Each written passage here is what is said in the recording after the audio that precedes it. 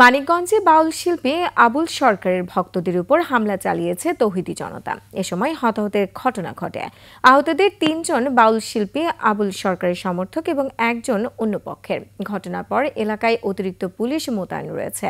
তদন্ত করে প্রয়োজনীয় ব্যবস্থা নেওয়ার কথা জানিয়েছে পুলিশ। মানিকগঞ্জ প্রতিনিধি আল আমিন মাহমুদের তথ্য ভিডিওতে ডেস্ক রিপোর্ট।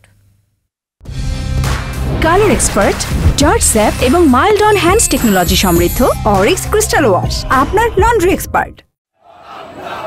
আল্লাহকে নিয়ে কটূক্তির অভিযোগে বাউল আবুল সরকারের ফাঁসির দাবিতে সকাল 10টার দিকে মানিকগঞ্জ বাসস্ট্যান্ড এলাকায় বিক্ষোভ মিছিল করে তৌহিদি জনতা। পরে তারা দক্ষিণ সেওতা এলাকায় শহীদ স্মৃতিস্তম্ভের সামনে সমবেত হয়।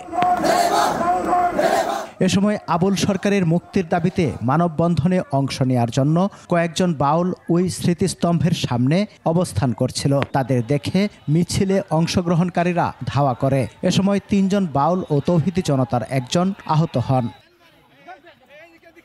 আহতরা হলেন বাউল শিল্পী আলিম, আরিফুল ও জহিরুল এবং তৌহিদি জনতার পক্ষের আব্দুল আলিম। তাদের উদ্ধার করে মানিকগঞ্জ সদর হাসপাতালে ভর্তি করা হয়।